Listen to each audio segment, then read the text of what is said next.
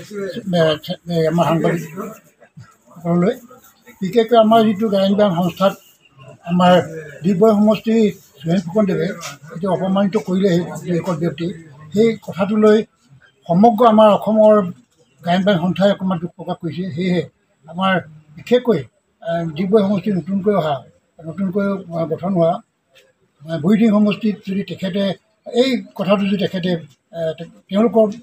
তেওঁলোকক ক্ষমা নোখোজে, তেতিয়াহ'লে আমাৰ বুঢ়ীদিং সমষ্টিত এটা প্ৰতিবাদী কাৰ্যসূচী লোৱাৰ কাৰণে চিন্তা কৰিছে। সেয়েহে এই কথাটো আপোনালোকক অৱগত কৰিলোঁ। এই কথাটো যাতে আপোনালোকে এটা প্ৰকাশ কৰি দিয়ে।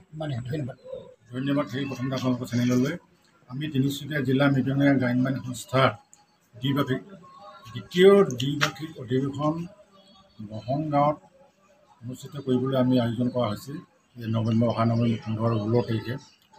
তো আমাৰ পৃষ্ঠপোষক হিচাপে আমাৰ জিলাখনৰ তিনিচুকীয়া জিলাখনত যিমানকেইটা সমষ্টিৰ বিধায়ক আছে সকলো নামবিলাক লিখিত আনিবৰ কাৰণে আমি তেওঁলোকৰ পৰা এটা অনুমতি বিচাৰি গৈছিলোঁ। আমি সকলো বিধায়কৰ ওচৰলৈ গ'লোঁ, সকলো ইতিবাচক আমি সহায় পালোঁ। তাৰপিছত ডিগবৈ সমষ্টিৰ বিধায়ক সুৰেণ ফুকনৰ ওচৰলৈ মই আৰু মোৰ লগৰ এজন গৈছিলে। মই বৰ্তমান তিনিচুকীয়া মৃদঙীয়া গায়ন বায়ন সংস্থাৰ উপসভাপতি আৰু কেন্দ্ৰীয় কাৰ্যনিৰ্বাহক সদস্যও হৈ আছোঁ। লগত মোৰ এজন গৈছিলে জয়ন্ত মৰাণ বুলি, তেখেতে আমাৰ জিলা সন্থাৰ সাংস্কৃতিক সহকাৰী সম্পাদক। গতিকে আমি যেতিয়া সুৰেণ ফুকনক লগ কৰিলোঁ, আমাৰ ইনভাইট লেটাৰখন দিলোঁ। লেটাৰখন দিয়াৰ লগে লগে এইটো আকৌ কি সংস্থা ওলালে মৃদঙীয়া বুলি তেওঁলোকে প্ৰশ্ন কৰিলে আমাক। আমি একো আৰ্গুমেণ্ট নকৰিলোঁ, তেওঁৰ ওচৰত নকৰিলোঁ। এইটো সময়ে ক'ব কি ক'ব লাগে, আমি মনে মনে ভাবি থাকিলোঁ। তাৰপিছত তাৰ পৰা আহিলোঁ। আহি পেলাই আমি বাকী জিলাৰ মানুহক, আমি কেন্দ্ৰীয় মানুহক, আমাৰ অভ্যৰ্থনা সমিতিৰ মানুহক ফোন কৰিলোঁ। তেওঁবিলাকতো ভাল নাপালে তেওঁৰ ভাষ্যটো। এইখিনিত ইমানেই নহয় যে এইটো আকৌ কি বস্তু ওলালে, কি সংখ্যা ওলালে।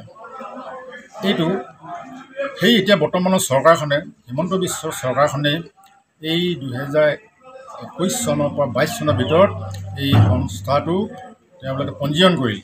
মৃদঙীয়া গায়ন বায়ন সংস্থা বুলি এটা পঞ্জীয়ন হৈ আছে আমাৰ। তাৰপিছত আমাৰ এই বৰ্তমানৰ চৰকাৰৰ সাংস্কৃতিক পৰিক্ৰমা মন্ত্ৰী বিমল বৰাদেৱে ওতঃপ্ৰোতভাৱে জড়িত হৈ আছে।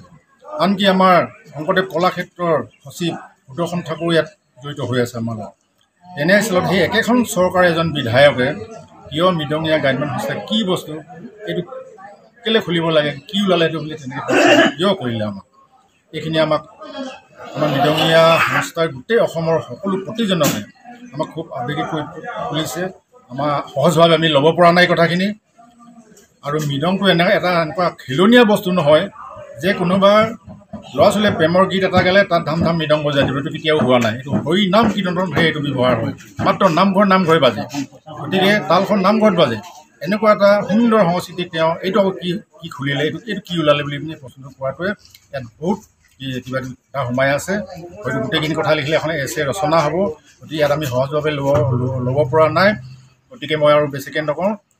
তেওঁ এই কথাখিনি যাতে আমাৰ যিটো আৱেগটো, আমাৰ মৃদঙীয়া গায়ন বায়ন সংস্থাৰ আৱেগটো অসমৰ প্ৰতিজন জনসাধাৰণকে মানুহকে জনাই দিবৰ কাৰণে আপোনালোকক মই আবেদন জনালোঁ। ধন্যবাদ।